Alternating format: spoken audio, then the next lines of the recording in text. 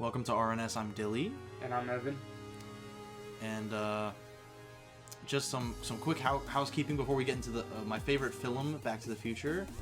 We're changing the name officially in documentation to Real Nerd Stuff because of the metadata, and we will not get recommended if we have curse words in our titles and stuff. So.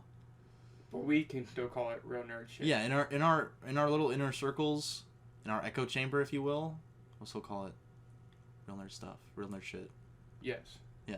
But officially, we are real nerd stuff now. Yeah, that'll be on the IRS, taxes and stuff. That'll be what it's Exactly. called. Yeah, on the merch. Look out for the merch.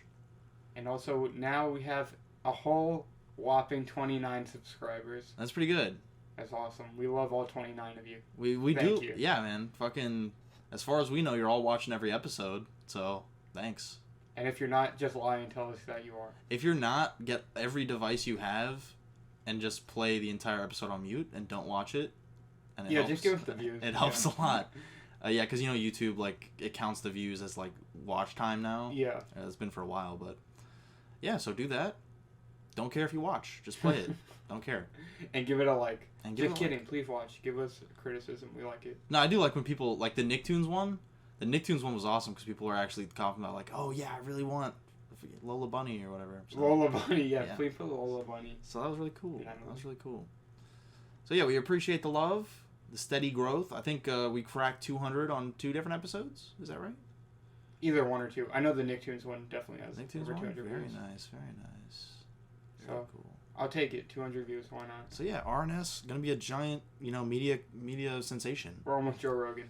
Yeah, almost. We're coming for the throne, Joe Rogan. Yeah, man, we got. You know what? Evan's gonna be networking soon. You don't know, but there's a surprise guest we might have on and shit. Yes. So, At first I was like, is this a joke? But no, you are correct, Dylan. yeah, we're networking, man. So. We'll see. And I know you heard about Andy. We're hoping to have Andy on soon, just our friend. Oh, yes, we are. But there's a different individual that we're looking at. But yeah, hopefully Andy will come on soon. So yeah, you want to get in Back to the Future? Back to the Future. Let's go. So I did want to do a little preamble. The first thing I wanted to mention was a little tale, Evan, if I might tell you this little tale. I used to have my best friend in the world was named Douglas, and he was a cool little guy, and I used to sleep over his house and shit. He had Back to the Future on VHS, and I told him, he was like, "Oh, do you like Back to the Future?" We were like 7, and I was like, "No, I've never seen it. I know what it is, I guess." And then he was like, "Oh, let's watch it." And then he used to always aggressively pick what we were doing. Some kid shit, I guess, but he was like, "Yeah, well, let's watch the third one." RKS, real kid shit. Real kid shit. That's some real kid shit. That's gonna be our that's gonna be like the kids react. That's gonna be our spinoff when we have some legacy children and stuff. But yeah, he insisted that we watch the third one, even though I had never seen it. I feel bad for you. It's weird, but it was also really cool because the intro in Back to the Future 3 is it's just Marty kind of, I don't know, he's just asleep or something. I haven't seen the third one in a really long time. So I haven't seen it in a minute either, but I know he's just kind of chilling, I think, in Doc's house or something, and he just kind of is resting his foot on the hoverboard. And I was like, oh shit, this is a crazy franchise. He's just chilling on a hoverboard. He's just treating it like an ottoman or whatever. So it's just damn, is that, they go on some wacky adventures, I guess, then, It's a pretty cool, kind of a cool intro. Yeah. And then after that, I watched Back to the Future 1 and 2 with my mom and stuff, and it's been my favorite movie since I was a kid, since then. So shout out Doug. Thank you, Doug, for making me watch the third fucking movie first. Shout out Doug. Shout out Douglas. I don't have as much history with the series. I saw all 3 of them when I was a little kid because I got the box set. And then I didn't see them... Well, I didn't see 1 and 2 again until years later when I was, in the 8th grade or something. And now I haven't seen the first one again since then. So, yeah. And then I neglected to rewatch it, much like you did with Battle Royale. I didn't watch it last night, but you did. You've seen it so many times, so it doesn't matter. For me, this is the only third or fourth time I'm seeing Back to the Future. There was a point where I could talk along with the whole movie. I don't think I could really do it anymore, but yeah, it's pretty crazy like that. But yeah, I know I've seen it in theaters twice. Yeah, I fucking love Back to the Future. I have the only Back to the Future Lego set. I have that. That was the first thing I bought online when I got an eBay account. I was like, this isn't in stores no more. I need to buy this. It was like the first thing I bought on eBay. A worthy purchase. A worthy purchase. A very worthy purchase. Evan bought me Back to the Future toys multiple times for my birthday. Did I? More than once? Yeah, because you bought me one of those like retro ones. Okay, of yeah. Marty. Uh-huh. I have to find him, but it's a good figure. Despite being lost. Whole lot of love. Terry got scammed, actually, real quick. Sorry if I'm going on a little bit about my Back to the Future history, but no, we like Terry bought this little box set that was like a birthday present, and it was like, oh, like there's 25 replicas of Back to the Future props in this thing. She paid for it. She bought it. She gave it to me for my birthday, and it was all paper. It was like all like the flyer to save the clock tower, like Doc's driver's license. Like I was like, it's cute, definitely, but it's like, damn, it's all paper. That's crazy. Should we also talk about your Back to the Future 2 hat? Oh yeah, classic tale. So we're gonna try and make the thumbnail me and Evan by the DeLorean. It's gonna be maybe hard to find that picture. Yeah, it was from when was that like? MomoCon 2017. It was 2017. Yeah. Okay, so yeah. Long time ago. I'm dressed like Obi-Wan, but I have my. I don't know why the fuck I brought. You were that. dressed as sexy Obi-Wan. Yeah. Okay. All right. Yeah, I bought a $100, which like as far as cosplay goes, it's not that expensive. Yeah. Like for the whole fit, but it did not fit very well. It was a little too big, and it showed off my glorious bare chest more often than not. But yeah, so I was sexy Obi-Wan. Sexy Obi-Wan was born. Yeah. I was dubbed sexy Obi-Wan by everyone at the convention, you know. Everyone, Every yeah. Oh yeah, absolutely. Yeah. But there's a picture of me. It's at MomoCon. Mm-hmm. At MomoCon they have a whole lot of reproduction like pop culture cars. Yeah. And me and Evan posed in front of the DeLorean doing the Back to the Future 2 poster pose with like Doc and Marty. Gonna have to find that. And I don't know why I brought that hat. Yeah, okay, so the hat from Back to the Future 2 that Marty's son wears. Yeah, like the colorful changing neon one. Yeah, Dylan had one. Yeah. And he brought it with him. I don't remember why. Yeah, because I was dressed like Obi-Wan. I don't know why I brought that hat. And I forgot how, but somehow it got lost in the convention. Yeah, I think we were sitting down playing Jenga and at the little games area, and I think I left it there. But the last time I had that hat was a picture with the DeLorean, so at least it had a nice little send-off. Yeah. But yeah, I'm wearing the hat in the picture. It's going to be a fresh picture. If we can't find it, we'll just put a cool picture. Or put something else. Yeah, I might be able to Photoshop, because I have you and me separate, but I don't have the picture of us together, so if we can't find it, maybe I'll Photoshop us together. I don't know. But yeah, Back to the Future, big part of my life, cool thing, cool little thing. But yeah, you want to get into the movie? I think people understand how much I freaking love Back to the Future. I'm ready. And hopefully I'll be able to remember. Of course, I know a bunch of like cool fun facts about the movie and stuff like that. I'm not great with actor names. All I remember is Michael J. Fox and Christopher Lloyd, so excuse me if I have to call them their character name. Like Biff is a stand-up comedian sometimes and stuff. I don't know his name. I can't pull it off the top I know of my Michael head. J. Fox, Christopher Lloyd, Crispin Glover. Crispin Glover, yeah. And I can't really say the rest right now. I forgot the name of the actress of them all. Something Thompson. Oh yeah, Lee Thompson. Oh yeah, there you go. That's Lee Thompson, yeah.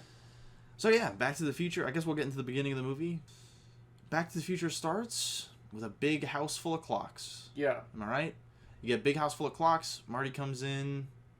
It's a cute little introduction to his character. He's kind of like a punk rocker. The whole intro I really like. Maybe not just a punk showing rocker. all the clocks and then showing Doc's inventions. Like yeah. the automatic like dog can opener. Yeah, the Pee Wee Herman shit. Yeah, and, that goes into Einstein's bowl. Oh, and it's also kind of cool visual storytelling too, because it's like it's overfed him because they haven't been there. Yeah. I guess I might be getting to this a little too soon, but we were talking before this about how this is like one of the best. Like this whole movie is just a great example of pure visual storytelling. I feel like if you just mute this movie and just watch it, you'll know exactly what's happening. You really could. Yeah. It's a very competently made movie, and that's overlooked a lot in movies, is that it's a visual medium. Yeah. And I think it's even more than television, not even just through like the competence of like, oh, like TV directors aren't as good. Not really that. It's just like you have more opportunity to just tell, not show in TV because it's so long. Exactly. Because that's exactly what I love about this intro. Right away, it's like the first 5 minutes, you know exactly who Doc is. You know exactly who Marty is. Yeah, and you don't even see Doc, but you kind of understand exactly who he is. He's a wacky scientist. Yeah, yeah. From all the clocks, the invention for the dog food. And then Marty, he's kind of like you said, a punk rocker. He tries to play in Doc's giant amp or whatever and it is. Also, like you see, amp speaker thing. I think when he's trying to set up the guitar, he like finds the plutonium. They show the plutonium. You see on television. And you they're see talking the about the stolen plutonium, and you see it under the television. It's always funny to me. We'll get into the Libyans later, but that's just funny. And then so Doc calls him and he's like, "Oh, my clocks are all on time. The experiment worked." And he's like, "You telling me it's 8:25?"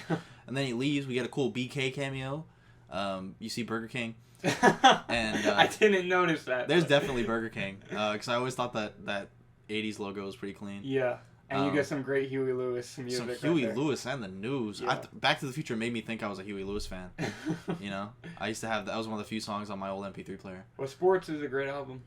Is it? Yeah, I mean Marty has a poster of it in his room. I know I liked Power of Love and I Want a New Drug. Those are the only two songs I really know. And there's Hip to Be Square. That's Hip the to one Be Square. that's I know in that American Psycho. I know that one. Oh yeah. Weird. But yeah, so this man hitches a ride. You see a nice Mountain Dew man is giving Marty a ride to school. You know, he hitches a ride. Yeah.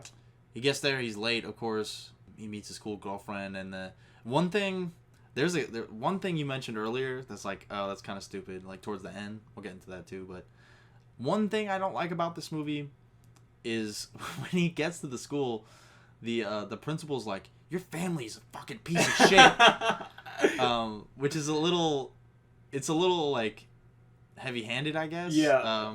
And just in terms of delivering the information. Oh, can I backtrack a little bit? Yeah, go ahead. Just also for the intro where he's skating through the town. This seems really great because it establishes how the town looks in the present. That's very true. They really go out of their way to show exactly how it looks, to contrast it later. That's a good point. Yeah, that's good. And that's this was all the town is all a backlot, right? It's all the Universal backlot. I think so. I think so. It is, yeah. I don't know too much about the production history on this movie, but it's impressive. Yeah, it's impressive. The way that they just recreate the town. Yeah, the set work is great. Yeah. But yeah, that's a good point. I didn't really think. I felt like that was kind of the very deliberate. Yeah, I think. this was the importance of that whole scene of him skating. To school. It's just to show the whole town. I never really thought about it like that, but of course, like the effect that they were trying to achieve. Yeah. Always worked on me, of course, even though I never really noticed. So yeah, that's a good point. So yeah, so Strickland, that's his name, right? So Strickland, yeah, principal. And then is he a principal or a teacher? He's the principal. I think. Okay. I think Principal Strickland. That sounds right. So yeah, he's like, "Your family's a piece of shit. Like, fuck you." Yeah, he's like, he said you're a slacker just like your dad, or whatever. That's weird. It is really heavy-handed, like you said. Yeah. No McFly has ever amounted to anything in the history of Hill Valley. It's crazy. That's pretty mean. Yeah, that's pretty mean. I guess like tough love or something, but no, it's messed up. It's like, what kind of teacher says this? It reminded me of like, in rap songs. This is kind of a joke. Me and Andy have talked about this. Always rappers always like, "Oh, my teacher always told me I wouldn't be shit." And I'm like, what teacher says this to you? It's crazy. I guess maybe in like a worse neighborhood, teachers get pretty fed up. I don't know. But you see Strickland in the second movie. That reminds me of Strickland in the second movie. You know what I'm talking about? I can't remember. It's been so long. This man he's in the bathrobe with the toolie. The tool. Hopefully we'll talk about Back to the Future 2 one day, but yeah, so Strickland fucking gets on his case, and then he does the tryouts for the band. Yeah, right. You're too loud. Yeah, that's Huey Lewis. Yeah, they're playing The Power of Love again, right? Well, they play The Power of Love in kind of like a more rock way, but the guy who's like, "You're just too dang loud." It is Huey. That's Huey Lewis. Okay. Bar the news. But so yeah, that seems pretty funny. And then Marty's bummed. He's talking to his girlfriend. So yeah, they go outside. They get off school or whatever, and then they're hanging out in the square. Marty and his girlfriend. What's his girlfriend's name? Jennifer. Yeah. Yeah, he's out there with Jennifer. He sees what. Okay, this is another thing I don't like. Even though, like I said, this is my favorite movie. I hate the line read, and I hate to use like like that's an industry term, like. But it's just like, the line read, literally, of the way he says, "Wouldn't it be great to take that truck out to the lake?" Yeah. I hate the way he says that. I always have. It just sounds so weird. It didn't really bother me. I'll have to go back and listen to it. I don't know why. It just always sounds very like he's just reading it. Yeah. I don't know. But this is a tiny, pretty small nitpick. But it's another really good setup, though, for what's to come later in the movie. Oh, yeah, it's a pretty good setup. The whole beginning has a lot of really good setup. But also, we didn't even talk about any of the history, really. That's, this dude, Michael, was tired. You know what I'm talking about? Oh, because he was already starting to have, Parkinson's? No. Oh, okay, I thought you were talking about. No, it's because this dude was doing Family Ties all day and doing Back to the Future all night. Oh, okay. This dude was crazy. Yeah, because they fired Eric Stoltz. Yeah. Because Robert Zemeckis really wanted Michael J. Fox to play Marty. And Michael J. Fox was like, oh, I'm busy, I can't. So they hired Eric Stoltz. And then once they filmed a few scenes with Eric Stoltz here, Robert Zemeckis was basically like, no, you're not Marty McFly. Yeah. I need Michael J. Fox. I've seen that Eric Stoltz footage, and it's like... Because Eric Stoltz just plays it way more straight. And we were talking about this before, too, is like, this movie is a comedy. I think at its heart, it's a comedy. And he plays it... Not dramatic, but he just plays it straight. Like, he plays it completely straight. Michael J. Fox is like, it's a little wacky, it's a little zany, it's a little tongue-in-cheek. He's really charismatic. He is. Yeah. He's very charismatic. And that's kind of who Marty is, so it was perfect. But that's what I'm saying, too, is like, if this dude was... Because the story goes, like, he would work all day on Family Ties. Basically, he'd only be able to sleep on the drive to the Back to the Future set, and then be there. So, if this dude was tired for one scene... You know? Yeah. And he had a Van line read, I can let it slide. I can let it slide, Michael. It's okay. So, yeah. He looks at the truck. He wants the truck. They're about to kiss, and it's like, the power line. Yeah, he comes back. Yeah, and then that crazy, wacky character comes up, and she's like, save the clock tower. Yeah. That's funny, man. I like that. More setup. More setup, and like we said, the Strickland thing is a little obvious or whatever. It's like, oh, you're clearly, like, telling me exposition. Yeah. But, that scene where she interrupts him is funny. Like, most of it, even though almost all of the intro is set up, for the most part, it all blends in. She gives him the like news, not news, it's like the flyer, right? Yeah. And that is important later in the movie. Oh, yeah. So that's very cool. Then he just fucks off, right? He goes home. He stares at the asses. Oh, yeah. There are two scenes where so at the beginning, when he's riding his skateboard to school, he's waving hi to all the ladies in the gym. And then when he's with his girlfriend, he's just staring at a chick's butt. Oh, yeah. I actually like that too, because it's just like a quick, like, because like you said, like, the visual storytelling is really good. So it's like, she's like, oh, well, your mind is always somewhere else. And it's like, kind of shows that you don't even have to hear them talking to kind of know what they're talking about. And then they kind of, again, this kind of comes full circle, the peeping Tom thing. With him and his dad. Oh, yeah. Find out later, I never made that connection. Yeah, I was like, I figured that was kind of the point of that. They're both fucking perverts. Yeah. That's fucked up. That's fucked up. Just, cis white males. It runs in their blood, I guess. Yeah, I guess so. Something like that. So what happens next? I can't really... He goes home and sees and Biff. Biff where you basically, see... You meet Biff. His whole family. And Biff, yeah. Well, I think the first thing he does is see Biff, right? He sees Biff before anyone else. But he shows up and the car crashed. Right. Because Biff, when borrowing George McFly, who is Marty McFly's father, he was borrowing his car and he crashed it. Then Biff is blaming George for having a blind spot in the car. That too is like, as a kid, were we recording when we said this? No. I said, I didn't really see this movie as a comedy as a kid. I just saw it as like an action adventure kind of movie. It's like, it's kind of funny sometimes, of course, but, well, I mean, it is funny. But it's like, it's more subtle, because it's like, this dude Biff is a fucking asshole. Yeah. And when I was a kid, I was like, oh, he's the bad guy. Yeah. But like, as a kid, it's like, it's funny as fuck. He's like, your beer is shit. You made me crash your car because you have a shitty car. Like, it's just funny. And George is a complete pushover. Oh, yeah. Biff just walks all over him. And Biff is like, oh, yeah, you did my fucking reports, right? Give me my reports, you didn't. Yeah. He's like, if I turn them in with my own handwriting, I'll get fired. You wouldn't want that, would you, McFly? It's like, damn. Jesus Christ. He's such an asshole in that scene. That's crazy. But yeah, so Biff fucks off, right? Yeah, and then you see their whole family. So say hi to your mom for me, kid. Yeah, okay, so Biff is in love with Marty's mom. Yeah. Biff comes back again in the sequels also, but yeah. Or at least part 2. Well, I mean, yes, but it's also just a straight up setup for this. What's to come in this. I'm just saying it's a big thing in the movie. Oh, yeah. It is really, yeah. So, yeah, then he's just like, Dad, I needed the car for, go. Briefly, he's gonna go to the lake with Jennifer. Yeah. But for some reason, and it's weird too. Is it like at the end of the movie, it like makes his mom like more sex positive, you know? Oh yeah, because she's like, oh, you should never talk to girls on the phone. No, she wasn't really blaming Marty. She was saying her. She said a girl should never call another boy on the phone. Yeah, she was like, I don't know what she said. Or never be in a parked car or anything like that. Or been in a parked car with. That's funny as hell. That's really funny. Yeah.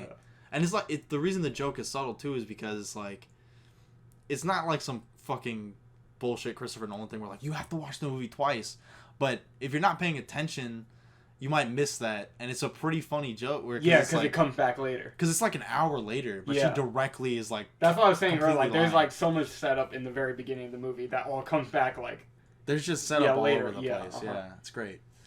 Never sat in a parked car. Yeah.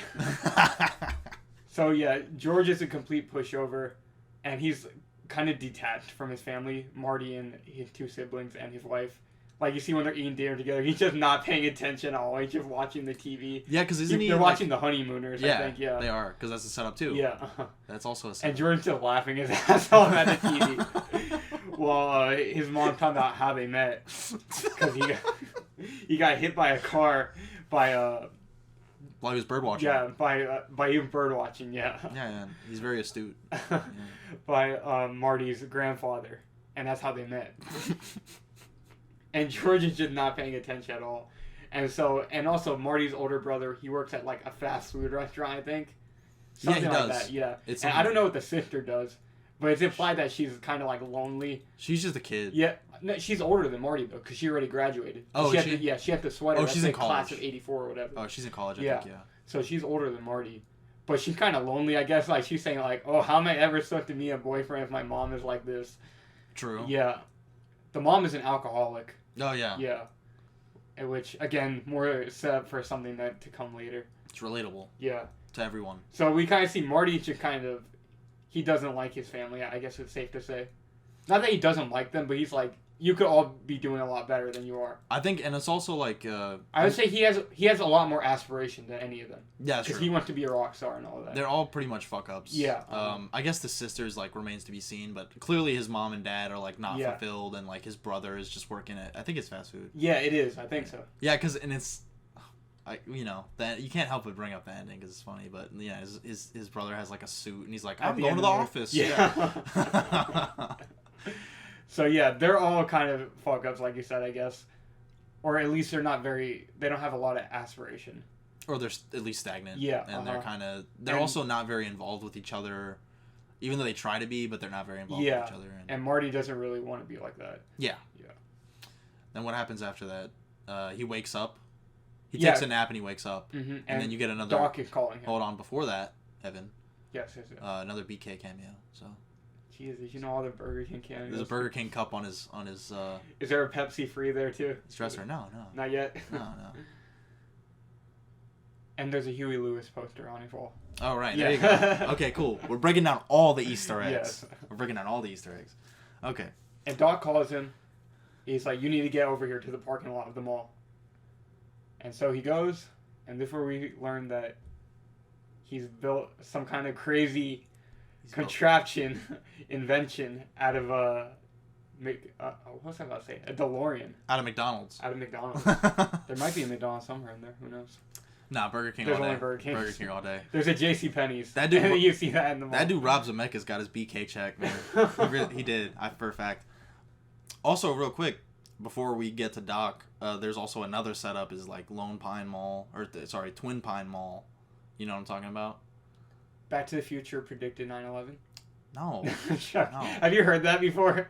You must have heard this. I generally know what you're talking about, but it's not really a prediction. They're like, oh, it has some kind of 9/11 thing. But people talk about that. The 25. Anyway, I shouldn't even be talking about this. We're gonna get striked for even talking about this. Fucking what's his name? Stanley Kubrick directed the moon landing. Robert Zemeckis directed 9/11. Yeah. So, but just the setup is, it's called Twin Pine Mall, and then when Marty goes to the past here in a minute, he runs over 2 standalone pine trees. He runs over one, yeah. And then when he goes back to the future, it's Lone Pine Mall instead of Twin Pine Mall. Oh, I didn't even notice that. Yeah, There you go. Yeah, there's a lot of that throughout the whole movie. It's It's super really... in the background Yeah, joke. That's pretty cool. And when Doc is talking about that guy here in a minute, he's like, "Yeah, this used to be all forest, right?" And Yeah, he's like, he had this weird obsession with breeding pine trees. It's fun. It's funny. But yeah, so we meet Doc, and Doc is just... I love Doc's intro too because he's just so out of it. I was gonna say, he seems like he's like almost like drugged out or like drunk out. I think the implication is that he hasn't slept in days. I was literally about to say that. Yeah. It's like he's clearly like has a clear lack of sleep. And he's really tired. I think that's definitely what it was, and also it's the kind of the setup too, where, and of course they don't tell you none of that, but it's pretty clear. Yeah.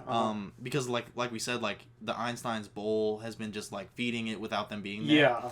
But it's also he's been gone like, for days. and then he's also very tired. Like he's also like acting crazy, and he's like, so. I guess it's a good time to mention also the makeup in this movie is like really great. That's actually a really interesting part of this, is because I think since this is Christopher Lloyd's like most famous role, yeah, people are like, oh wow, he aged so good. It's like, no, they made him look older.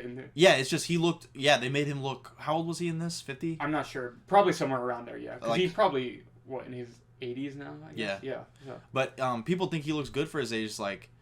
I mean, he does. Like, yeah, sure. Yeah. But, they're like, oh, he looks like how Doc Brown looked. Yeah, because the thing was, they were like, the bulk of the movie, you're going to be young. Because you're going to be in the past, in the 50s. So they were like, let's put the heavy... old makeup in the intro, so that we don't have to do it for but it looked really good. Like Crispin Glover and Lee Thompson, the makeup on them, like they genuinely look pretty old in the beginning. You wouldn't believe that. You're right. Yeah, you wouldn't believe that they're like only a little bit older than Michael J. Fox. They make the mom's face look like a little chubby. And they give both of them like wrinkles and stuff. Yeah, the makeup is good. I never really thought about that, but especially the mom I always noticed, like, that's good makeup because she looks so like, she looks like 19 in the past, like dead ass, and then she looks literally like 40. So it's like they're all like around the same age as Michael J. Fox. The special effects, they're both, I think they were older than Michael J. Fox, I'm guessing, but are roughly around the same age. And they did a really good job of making them look older than Michael J. Fox did. It's a pretty simple... I mean, it's not simple. I'm sure the makeup people work hard or whatever, but it's a pretty effective for how simple it is. It's a very effective trick. And the same with Biff. They made Biff, because he looked pretty young in the past. They made Biff look really old. Oh yeah. Yeah. Also. No, that's true. Yeah. All the makeup's really great. All of them look good. Do you see Strickland young? Yes. You do? Yeah. I think he looks exactly the same. He looks like almost the same. I think that might be like slightly the point though. Marty. I think Marty mentions that. Doesn't he? Because he kind of like. Marty's like, did that dude ever have hair? I think kind of is like he's just like part of the school. You know what I mean? Yeah. It's like The Shining. Yeah, really. He's like a ghost. He's just part of the school. That's funny. But I think that was also like, we worked so hard on the makeup for these other people. Like Strickland's just like, let's make it, like Strickland, like you said, like he's a fixture of the school. Like he's just always been there. He's always be there. So yeah, he meets Doc. We didn't even get past like meeting Doc yet. So Doc's clearly like strung out. He doesn't even notice Marty's there at first. And then, God, I just love the way, real quick too, because I'm going to keep doing a Marty impression, or trying to, if I don't just mention it. I just love the way Marty talks. I always have. And when I was a kid, I used to try and act like Marty so much. Are you going to say you built a time machine out of a DeLorean? Well, he says like, you built a time machine out of a DeLorean. Like the way, I don't know how he, like, you know how he talks. I always love that. And then kind of the finicky way he moves, and I know there's one part where he like backsteps and he kind of like hops, like he's like walking backward and he's like hopping and he's like running. Like, I love the way he moves, the way he acts. Like, it's great. I love Michael J. Fox. I watched all of Family Ties because of Michael J. Fox. I love Michael J. Fox. So yeah, he meets Christopher Lloyd, or we meet Christopher Lloyd, Doc, and he's just like, I made a freaking time machine, right? Yeah, out of a DeLorean. Out of a DeLorean. He rolls it out. Good old Einstein is in there. Good dog. This scene creeped me out, like watching it now. Did you ever hear the fan theory about this scene? Oh, no. You tell me. So basically, just to tee it up, so Doc's like, oh yeah, test it, keep rolling, whatever. Well, there's the one part too where he's like, I always thought that was funny when he's like, hey, did you rip that off? Like the plutonium. That's before they test it, right? And he's like, and he like wants to stop recording. And he's like, no, keep rolling, right? Right? I always thought that was funny.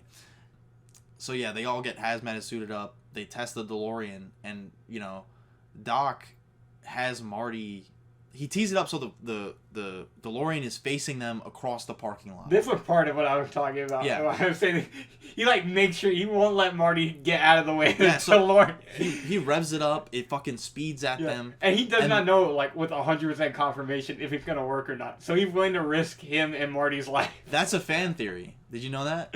That's what, okay, yeah, you tell me. That's the fan theory. So, is that Doc wanted to kill himself. Really? He was like, either my last invention works or I die. But why do you want to kill Marty, too? Because Marty tries to back up and Doc grabs him. That's the one part about it that is like, I'm like, that's not real. Yeah. Because he wouldn't fucking kill Marty. Yeah, I don't think so. No, fuck you.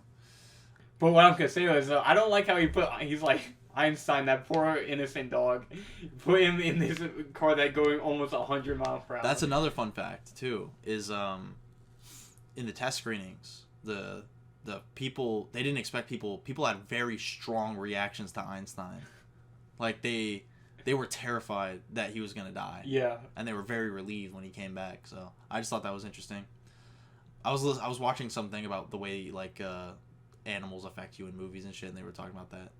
It's pretty interesting. So, yeah, Einstein, yeah, he does sacrifice, he, like, his only pet and his only friend. Yeah. He just kind of, it's weird, Doc. It's weird. But, you know, having like an actual living creature inside the DeLorean makes like the showing you the like that it works and stuff more effective. Yeah, I agree. And also it does add like one thing about this movie that I do like is it's pretty good about suspense. It's not like fucking Psycho or some shit. It's not crazy, but like at the end when, you know, stuff's starting to fade away or like, you know, different this part's, you know, that's probably the two parts I can think of, but the suspense is pretty good. Yeah. Like the kind of little, you know, it's a little thriller. I agree. Marty's like, you disintegrated Einstein. You disintegrated Einstein. He disappears. I can't stop doing He's that. saying them a minute into the future. So they're waiting, I guess. And then the minute passes. He and says, look out. Yeah, and they just jump out of the way and Einstein comes back.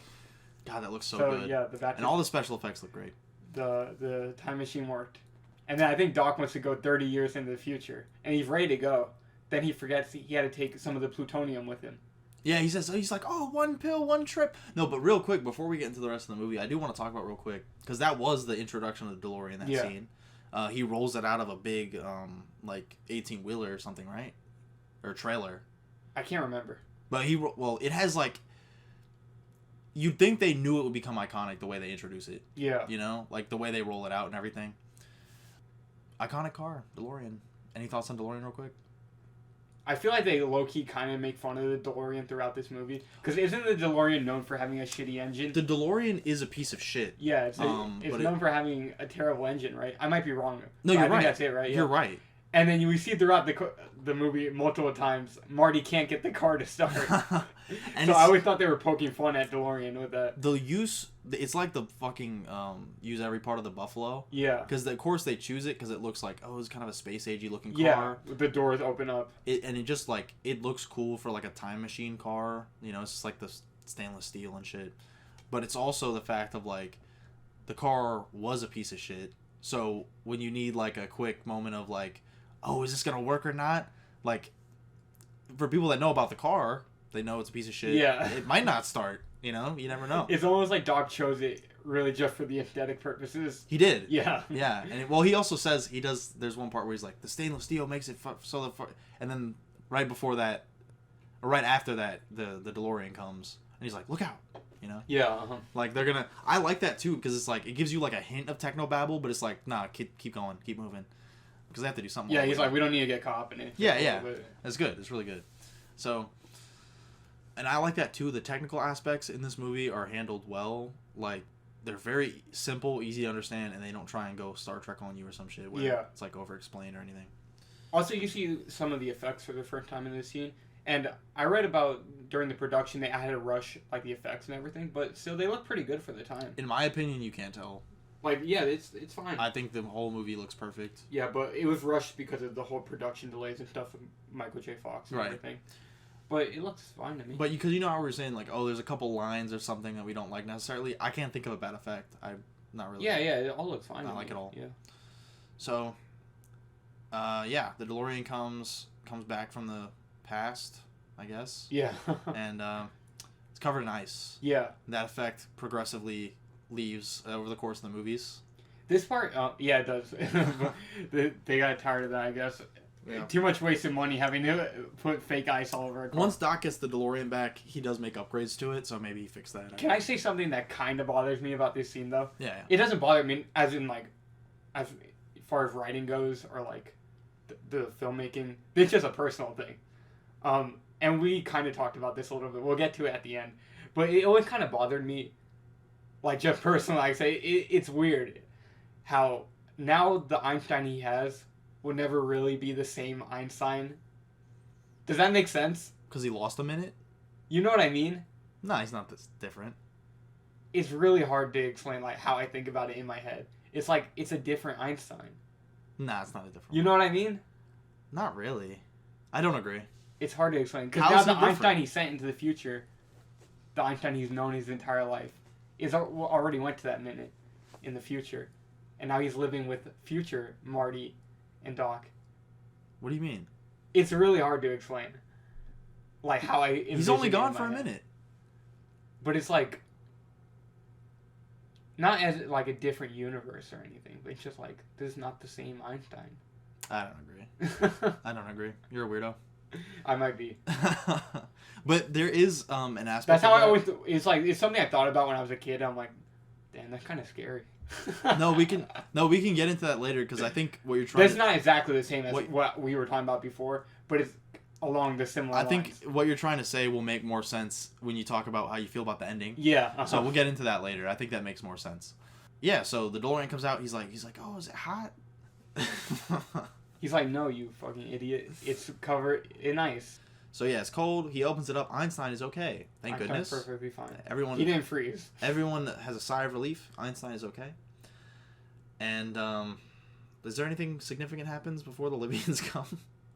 No, not really. It's just when Doc starts getting ready to go 30 years in the future. Okay. So one thing I always thought was cool too is this dude has like a suitcase full of like all the different currencies. Yeah. I always thought that looked so cool. And he's like, oh, one what is it called? The pillow plutonium. What is it called? I don't know. Whatever. One ingot of plutonium Yeah. per trip. And he's like, oh, what I forgot. Yeah. One ingot, one trip. I forget what he says.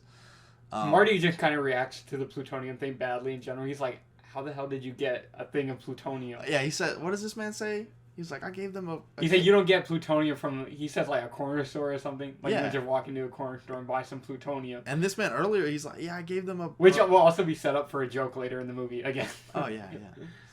He's like, I gave them a casing full of used pinball machine parts. Okay, so yeah, we find out that Doc, like, was contacted, I guess, or I don't know if he sought them out or they sought out Doc.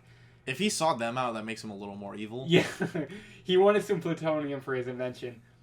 And these group of Libyan nationalists, they agreed to give him some plutonium to help build them a bomb. But he just gave them... Yeah, he ripped them off. He yeah. gave them... It was a casing filled with used pinball machine Yeah, parts. and he kept the plutonium for his time machine. And then, of course, the bomb don't work. Yeah. And so they come seek out Doc. They know that his stomping grounds is the mall at 3 a.m. Yeah. So they go This find scene him. is so funny. Doc is like, they found me. I don't know how they found me. And Marty is like, who? And Doc just shouts out like the most ridiculous. The Libyans. I know we talked about this before. Like, we always thought that was kind of a funny joke. Or he just shouts out the Libyans. That's one of the first... this is a weird memory, but it's like one of the first custom Legos I built. I built the DeLorean, and I built the Libyans van. Aren't they driving a Volkswagen? Yes. Yeah, they're in a Volkswagen. I think they are, yeah. That's pretty funny. And it's just... one thing that's really funny to me is that it's just... It gets so political out of nowhere. Like, it's not like it's like, oh, this has to do with, like, right wing or left wing. It's not like that, but Yeah. just, like, the international politics being thrown Yeah, in it out was of nowhere. yeah, thrown in there. It's funny. So, yeah, they come gunning for Dr. Emmett Brown.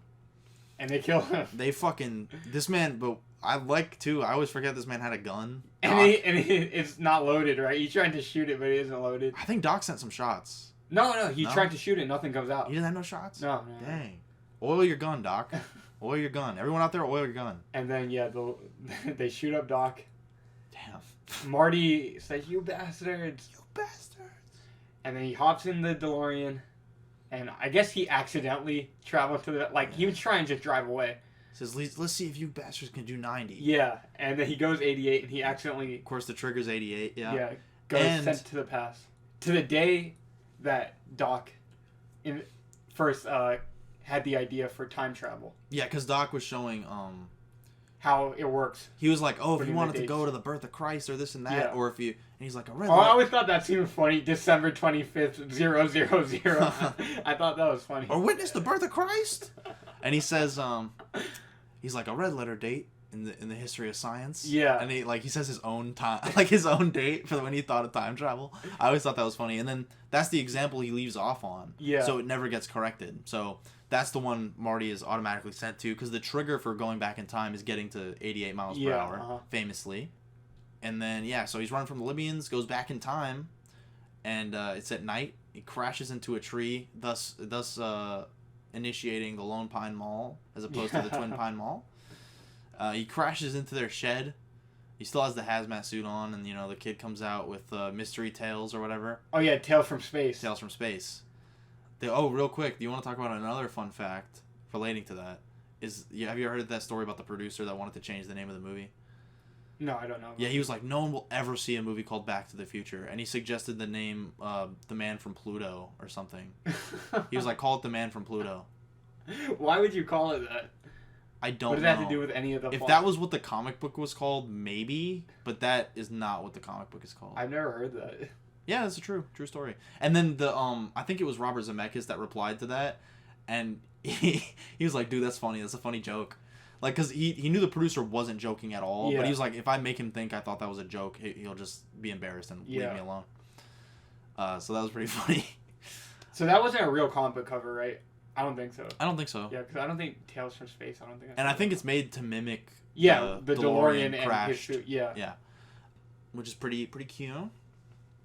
Yeah. So, that happens. Marty gets multiple shotguns pulled on him throughout the series. This is one. Because, wait. When does he climb? Oh, that's in Back to the Future, too. I'm sorry. But, yeah, they run out the family that he crashed into their barn. They're trying to kill him. They think he's an alien. Yeah. And, what is he? He just pulls off in the DeLorean?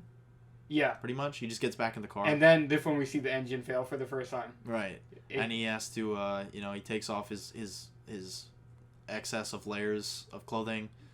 He's just in the red t-shirt. He pushes the thing behind some bushes. No, the life preserver. The life preserver. Yeah. Yeah. The life preserver, as we all know. So yeah, he pushes it behind some bushes. I think that's in front of his old neighborhood, or like his future neighborhood. And then he just walks into town, right? Yeah. And then you get an epic set piece. Mr. Sandman, walking through the town. Yeah, so it must have been like, was he walking for a few hours, I guess? Mr. Sandman. Yep. Yeah, I think he just has to walk into town from the country kind of area. And he does a little strut. Around the town. And that's kind of what I was talking about, the way he moves. Yeah. Like, I always used to mimic that as a kid. That's embarrassing, but... And then, so we see, I think before they start mirroring some of how the town looks now versus how it looked. Yeah, and you get a nice look, and it's a very clean, the way that that kind of town square is set up, so it's very easy to see the difference. Mm-hmm. And of course the clock tower looks brand new because it kind of is. And what does he do? He walks into the diner. Yeah. Mm-hmm. He walks into the diner. He's looking for the Yellow Pages. Yeah, to talk to Doc. But yeah, he talks to the shop guy, and Mayor Goldie Wilson is there. Future mayor. He was just working at the shop at the diner. That's another setup we didn't even mention in the beginning. There's an election car driving around like re-elect Mayor Goldie Wilson, and then the fucking mayor is working as a server in the diner. Yeah. And Marty's like, he's gonna be mayor. He's gonna be mayor. And he's like, yeah. He's like, I like the sound of that. Mayor Goldie Wilson. Mayor Goldie Wilson. I like that was the awesome. Sound. Yeah. That's one of my favorite jokes in the movie. And then where he also meets his dad, past version of his dad. And this scene is great because you see them both sitting at the diner. They both have the same position. Like, the way they're holding their heads. Yeah. And George is enjoying, I think, a nice soup, right? Was he? I can't remember. I think so. I remember a lot of weird shit about the. I remember a lot of shit about the movie. He's enjoying something out of a bowl or something, maybe cereal. He's like, yeah, give me a Pepsi free. If you want a Pepsi, you're gonna pay for it. Pepsi free is not a thing yet. It's not a thing yet, and it's not a thing anymore. It's not a thing anymore. But there's some jokes. That joke did not age well. They didn't age well because kids who watch it now, they're like, what's a Pepsi free? Pepsi free don't. I only know Coke Zero. Okay. But when I was a kid, though, I mean, I was a smart kid, so. Yeah, you were. But I did get. I was like, oh, that was probably an old type of Pepsi. Mm-hmm. They don't have no more, but. So it's not that hard to get, but. I hope Pepsi and Burger King paid everybody well. Pepsi probably paid, because they have Pepsi in the next movie too, and there's no BK in the next movie, but. The Pepsi jokes are pretty funny in part 2. The Michael Jackson server. Evan, we'll get to that another time. Yeah, I know. I'm talking too soon. But there's enough, there's enough brands and stuff that you get sucked into talking about the Easter eggs in Back to the Future too. So yeah, he rips out the page of the phone book, and he's like, "Thank God you're still alive." He goes to Doc's house. Doc is like, "What are you, some type of sailor?" Oh, but we skipped over Oh, what is it? Oh, the Biff. confrontation with Biff. Oh, that's a whole action scene, isn't it? There's that later. No, that's later. Oh, okay. That's when he tried to get George to act out Lorraine, yeah. But yeah, he just fucking slaps George on the head, and he's like, "Do my fucking homework." Yeah, basically that was it. So we see this is where their relationship from Marty's present. It's exactly the same. Yeah, I Pretty don't know. much. I don't know how or why. Biff has always been walking all over George McFly. George McFly's always been a pushover. Yeah. He's always been a pushover, and it's kind of creepy the way they have the same relationship. Yeah, it's exactly the same. Now in the past he told him to do his homework. In the present he's saying, "Oh, do my reports or whatever." Yeah. And I always like the goon that has the 3D shades on. Yeah. The goon, he looks cool. I think there's a version of him in Back to the Future too. There is. So. And I think he strikes up a conversation with George there a little bit, right? He's like, "Why do you let them?" Marty? Yeah. Yeah. Or wait, is it him or the store owner? The store owner does say that. He's like, "Why do you let them?" Yeah. Okay, that's it. Yeah. So yeah, just a little more setup for George, a little more development for George, and it, like you said too, I do really like that part where they're both kind of have the same mannerisms and everything. Yeah. That's cool. More really good visual storytelling. Yeah. You see, So then. He fucks off to Doc's house. Yeah. I think by the time he gets there, it's night. This dude's walking around, getting his calves right and everything. So he gets there. I feel like he meets someone before that. I guess not. Where they're like, "Oh, you're trying to sell me something?" No, Doc says that to Marty. He tried to read Marty's mind. Okay, that's later. Yeah. Oh, it's in this scene, yeah. Once he gets inside. Yeah, Marty knocks on the door, and Doc just pulls him in. He say, "Don't say anything. Don't say anything." He fucking puts a nice suction cup on his brain. Yeah. And he's like, and he's just trying to cold read him. Like it's clearly not working. Yeah. He's just basing it like off what he's wearing and everything. The mind reading machine. Yeah. Clearly not working at all. And then I love the part when Marty. This is just more like, you see Doc has always been kind of the same. He's always been a mad scientist. Yeah.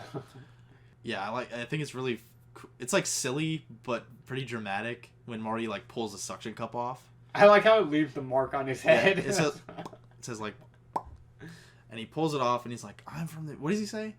I don't know what he says right there. I can't remember. He says basically he just tells him that he's from the future. It's like, "I'm from the future." Yeah.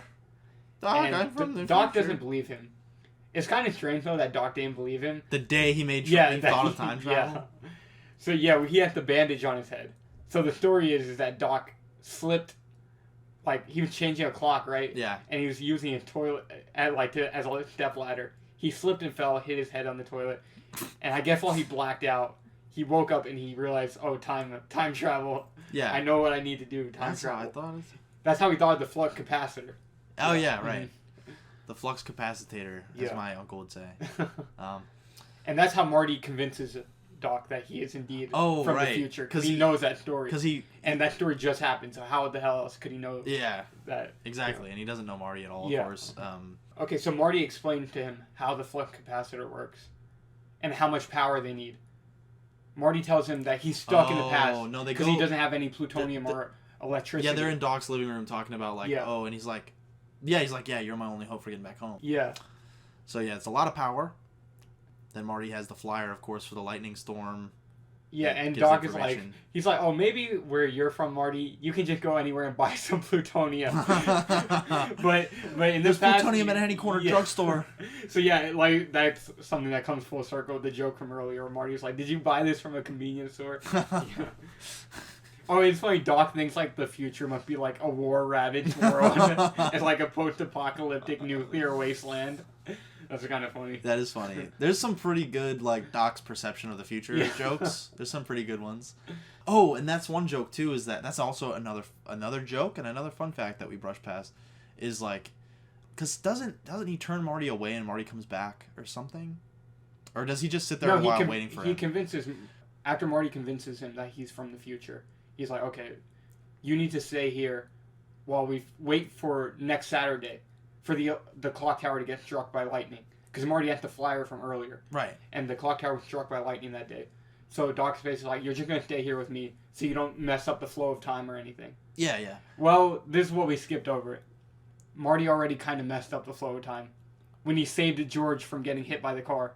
Oh, right. Because that's how George and Lorraine met. Right. Why was he following his dad? Good question. I don't remember. Yeah. Maybe it might have just been a coincidence. Maybe he was just... I think maybe he was just like, holy shit, my dad. Like, what the hell? It's something like that, yeah. I don't remember why, but... Or maybe... And that's when we find out that George was a peeping Tom. Because he was watching Lorraine get... He's a peeping Tom? Yeah, on the tree, get undressed. And then he falls, and he's about to get hit by a car, but Marty gets hit by the car. Wait, that happens later. We brushed over all of this. Wait, doesn't that happen later? No, because Marty tells Doc, no, I already messed up the flow of time. That's why Doc's like, you need to get out there and go fix everything. I knew someone called him a sailor before Doc, right? Is it Lorraine's dad? Yes. Okay. Oh, because the life preserver. Yes. Yeah. Okay. Wait, did we skip all over that? Yeah, we did. Yeah, he doesn't go to Doc first. That's weird. I should have rewatched it. But, okay. Well, I guess we'll backtrack. But before I forget what I was saying, that's probably why I forgot a bunch of stuff. I was like, oh, we missed that joke, because we missed the whole entire part. Yeah. But there's just that Ronald Reagan joke where he's like, who's president in the future? He's like, Ronald Reagan. He's like, Ronald Reagan, the actor? And allegedly, Ronald Reagan loved that joke, and he loves Back to the Future. But we don't love you, Ronald Reagan. No, I think trickle-down economics will. That shit works. Reaganomics. That shit works. Anyways, so yeah, okay. Damn, it's so weird that we have to backtrack that much. So he saves George from getting hit by the car, and Marty puts himself in the exact position that George was in. That's another setup we didn't even touch on. Is damn, there's a lot packed into the movie. Yeah. We did talk about this at the beginning when Lorraine was telling the story about how they met. George met. Yeah. Okay, yeah. So Marty puts himself in the exact position for his mom to fall in love with him, like she did George. And of course, that's not a great situation to be in, Marty. And Marty, can we also talk about how Marty thinks his mom is hot? She is. You're so hot. She is. You're so hot. You're so big. He says that in Back to the Future too. Yeah. Which is weird, Marty. But yeah, he wakes up. That's a cool misdirect too. Is that he wakes up and then he's like, he just hears his mom's voice. That's all. He's like, oh, I must be back. Like this was all a crazy dream, but no. He's like, Mom? Here. Yeah. Yeah, and then she turns on the lights and it's this beautiful young woman. Yeah, and she took his pants off while he was sleeping. I've never seen purple underwear before, Calvin. So she thinks that's another, I guess, brand thing. She thinks his name is Calvin Klein because of his underwear. They say Calvin Klein. It's pretty fun. And yeah, his mother did take his pants off while he was sleeping. And then like ladies can be problematic too. Oh yeah. Yeah. Yeah, but and then it's really wrong. It's pretty funny that she's just like so horny in the past. Yeah. Of course, because she's like a stuck-up mom in the future. Yeah. And the parents call him for dinner or whatever, and he's like, "Quick, put your pants back on." There's so many lines that are just burned into my brain. So she throws him his pants, puts his pants back on. I never seen purple underwear before either. So that was my first time seeing him. So yeah, he goes down for dinner, and then you have this scene is great because I feel like it really mirrors the dinner scene at the beginning when Marty's family from the president. It does. Yeah, and when they're talking, are they watching The Honeymooners again? There's a lot of great jokes here. Yeah, there's a lot of and Marty knows exactly what happens in the episode, even though it's brand new. Oh yeah, this is a classic.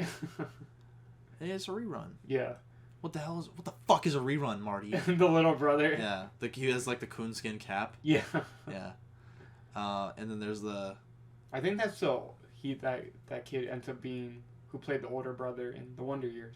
Oh, there you go. I think so. There you go. Whole lot of legacies, Back to the Future. But yeah, so they have the cool spaceman joke. He's like, this one's a classic. He's like, this is new.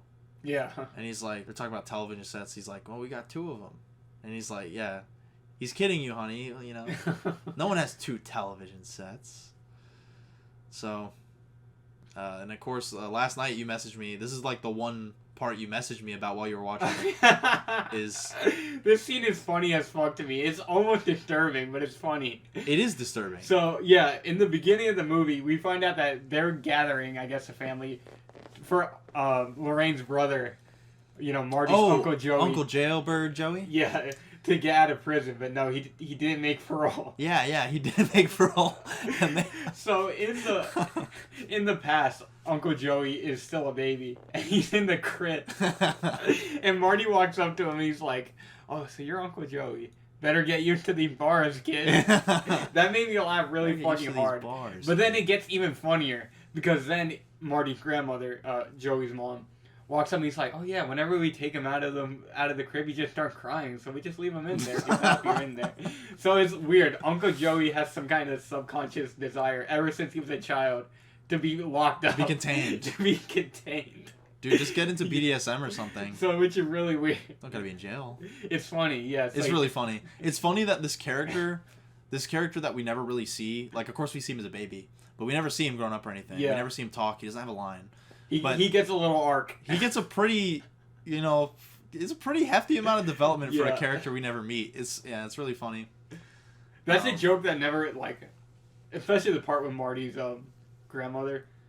I was talking about that. That never really meant anything to me as a kid, but watching it now, I'm like, what the hell? It's a pretty, He wants to be in prison. That's pretty funny. No, that's also one of my favorite jokes. Yeah. But you see these bars, kid. It's great. And then so they have dinner. So yeah, Marty's parents are out of town, and he's like, "You can sleep in my room." They're like, Marty, well, if your parents are out of town, because he's trying to do all these excuses to leave, because of course he doesn't have parents because he's in the past. Yeah. So he's like, "I'll call your mother. Are you okay?" Because of course he was hit by the car, and he's like, "No, I'm fine. Everything's fine." And what happens? What happens to it? And then she's like, "Well, yeah, if your parents aren't here, why don't you stay with us? I feel bad for you." And then Lorraine's like, "Oh, you can stay in my room," and grabs his leg, and that's what makes Marty be like, "I gotta go." Yeah. His mom wants him bad. And I never realized how distinct that is, that they set up oh, we met from this, and it's like the Florence Nightingale effect or whatever, you know what I mean? Where it's like if you're taking care of somebody, you might fall in love with them. Yeah, that's exactly what Doc says later. Right, yeah. So it's like he put himself in the exact situation that made her fall in love with George. I guess the implication is it could have been anyone, which is also maybe why they don't have a great marriage. Yeah. So that's a great little setup where I never realized how distinct that is. It definitely, within the story, it makes complete sense that she would fall in love with Marty immediately. Yeah. The same way she did George. So now I guess we just go ahead to Marty's problems with Doc. Then he runs to Doc's house. We talked about the whole Doc thing. So Doc is like, "Marty, you need to stay here until next Saturday where we can get you back, so you don't mess with the flow of time." Ooh. Well, Marty already messed with the flow of time. Marty goofed that up. His dad and his mother have not met each other in the way they were supposed to. And he shows Doc the picture. This is I always thought that was kind of funny. The Disneyland shirt and that picture, or what? No, just that they're slowly fading away. Yeah. You would think maybe Marty messing that up, he would just immediately disappear. Well, yeah. You know what I mean? But in this, it's the flow of time. You still have time to correct it. That's one thing. I'm sorry, Evan, but I have. It's the future is uncertain, so you didn't immediately disappear, Marty, because it could still be corrected. You know what I mean? Yeah. I feel in most time travel stories, as soon as Marty messes it up, he would just disappear right on the spot. Yeah. You know what I mean? Yeah. But in this, it's it's almost I don't know. I don't know what to compare it to. It's good. It's good. Yeah. The time travel logic, I think, in this movie, it's one of my favorites because, like you were saying, it does make at least some type of sense. It's like, because now that Marty changed the past, there is no future. It's uncertain. yeah. So that's kind of the reason he didn't immediately disappear, because it could still happen the way it's supposed to. But we see that his brother is slowly disappearing from the picture, and then this progressive throughout the movie that they're all fading away. Is Marty the youngest? Yeah, he is. Mm-hmm.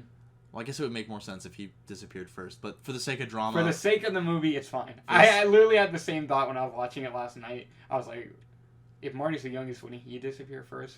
But there's also a good enough internal logic that for that little extra, like... Because that fact of, like, his siblings... Because there's a picture of Marty and his siblings, right? Mm-hmm, yeah. And that's used for the sake of explaining, like, oh, the timeline is going to be fucked if we don't fix this, or it's still time to do it. The picture is used later as like a source of like a ticking clock of like drama. And since you have the internal logic of, oh, it's slowly disappearing, but we have time to fix it, like you were saying, since that's there, I can accept the like, oh, his brother's disappearing first. That probably shouldn't be the first person to disappear. It should be Marty maybe, but because of the other logic, it's like, okay, I can accept that as the source of the drama or whatever. It's good. Yeah. It also kind of makes sense, just going back on also why he didn't immediately disappear. It's also the fact that, I guess, Lorraine and George, even though they met each other when George got hit by the car, they didn't really fall in love, I guess, until they kissed at the dance. So he still had time for the dance also. Right. For things, like I said, to be corrected. Yeah, because there's like two events. And so, he messed up the first one.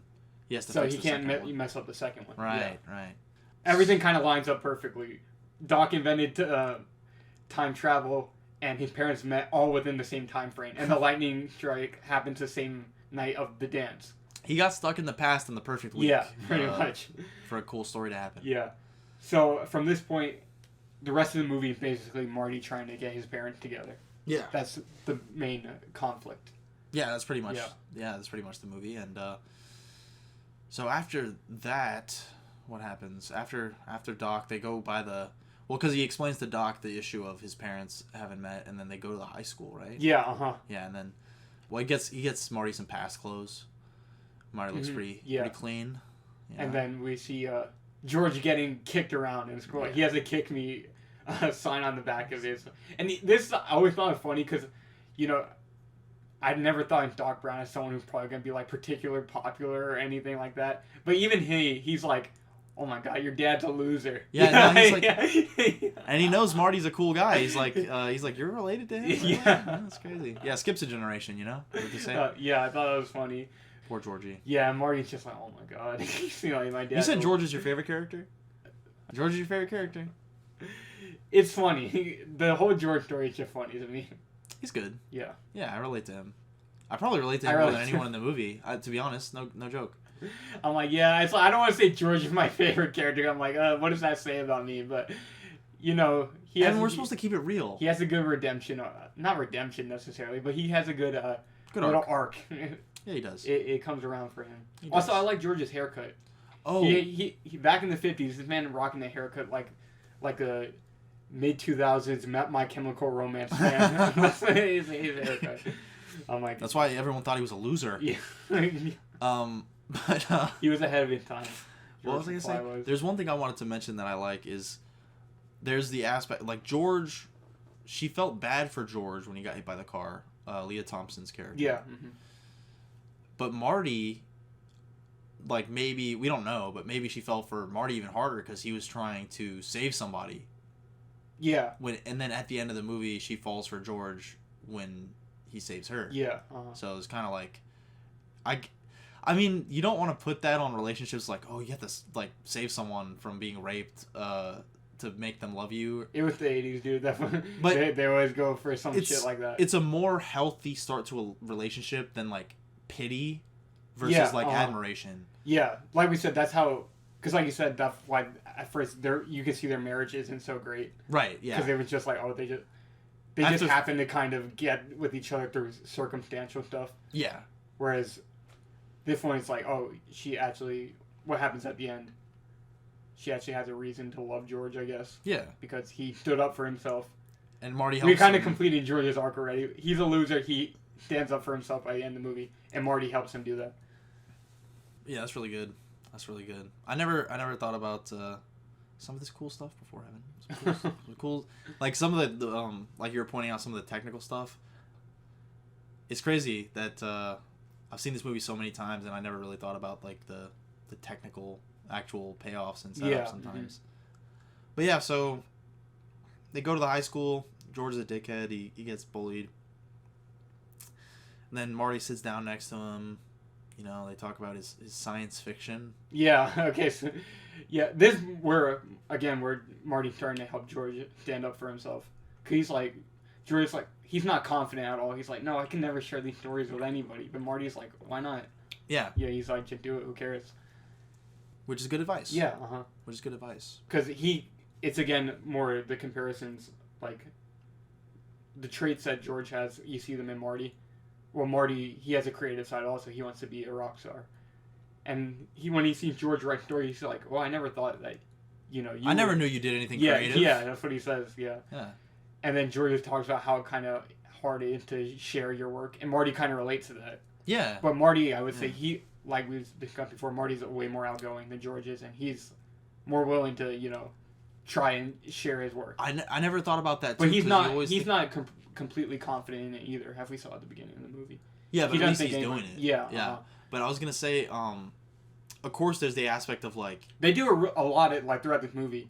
I noticed it this time. They do a lot of, like, showing how Marty and George are actually kind of similar to each other. Yeah. Yeah. Beyond just, like, them rubbing their necks. Yeah. At the same time. Their characterization is actually pretty similar. Yeah. But I was going to say, I really like the part... I just like that George... Of course, Marty, like, teaches him basically to punch someone at the end. He's like, oh, I have a backbone. But like you were saying about George's, like, creative writing and sharing his, like, creativity or whatever, that's another aspect of, like, where Marty's actually teaching George how to grow up. Yeah. Like, Marty's a much more well-rounded individual than George. And it's interesting that I always thought about it like, oh, yeah, he teaches him to stand up to a bully or whatever. But he also does show him, like, because that pays off at the end, too, with the book and everything, is, like, he actually does teach him how to be more creative and more assertive. Yeah. Yeah, that's good. So I like that a lot. And I wish they kind of went further with that with the mom. They don't really do that a lot. She's just horny. Yeah, which is, like... And then she becomes the damsel in distress. So...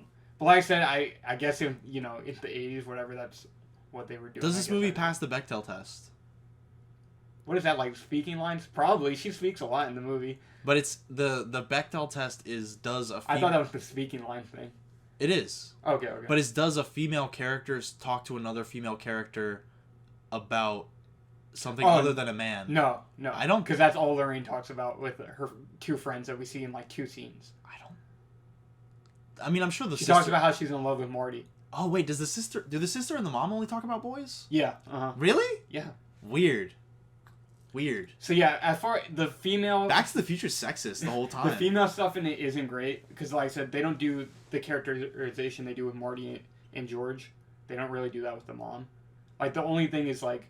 The thing that Marty tells his mom, what we see later, he's like, oh, you shouldn't drink or smoke. And then he saves her from being a damsel in distress. Well, he gets George to do it, I guess. So I'm like, I wish there was more there. But there's a lot there. Have you ever heard the story about how the movie was conceived? No. Is it Robert Zemeckis, right? Yeah. Mm-hmm. Yeah, Robert Zemeckis. He's the creator or just the director? I think he's the creator, right? Yeah. Him and somebody else. Bob Gale. Yeah. Him and Bob Gale. I don't remember if it was Robert Zemeckis or Bob Gale, but it was one of them that was like they were just looking at their father's like old yearbook.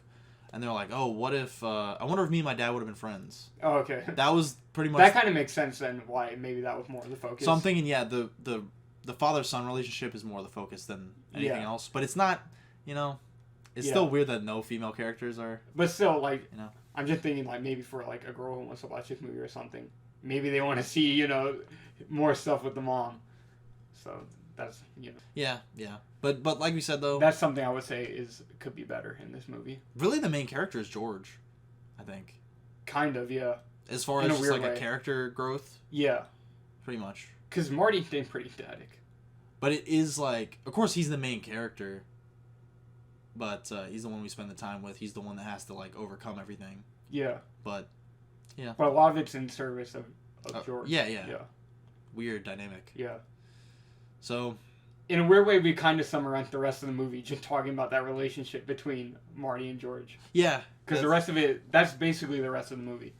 It's just Marty trying to get George to stand up for himself. But I want to talk about, I don't know what happens next. I don't know. We were talking about, he went to the school. They were talking about his creative writing. And then what do they do after that? I don't know. I guess that's when this is the first time he tried to get George to talk to Lorraine.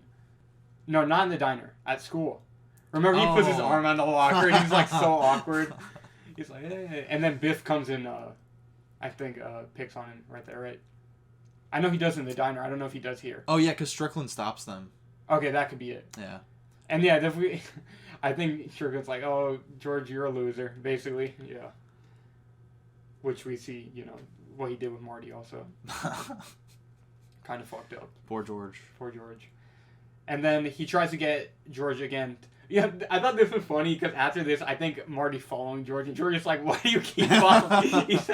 He's like, "Who are you? Why do you keep following me?" And George like tries to run away. That's one thing that's like, and it's also kind of consistent with earlier. Like he's like, "I didn't know you did anything creative." Yeah. Like, who the fuck are you? Yeah. Like, what do you mean you didn't know? Who are you? Yeah, that's funny. And so then Marty, he tries to get him to ask out Lorraine again to the dance, and to do this, he knows that George is into wacky science fiction. He dresses up as the alien again. Well, he puts the hazmat suit back on. Yeah. And he plays Eddie Van Halen. Yeah, he puts earbuds in his ears. In George's ear while he's sleeping. How the hell did he get into his house? Whatever. It's still funny. He plays Eddie Van Halen, who wasn't a thing yet back then. So for George, all it is, it's just random guitar noise. And it's kind of like he's like, you need to act out Lorraine, or else I'm gonna melt your brain. That's what he does. I'll melt your brain. And he mixes the Darth Vader and the Vulcan salute thing. Yeah, because it's like, He says that his name is Darth Vader and he's from the planet Vulcan.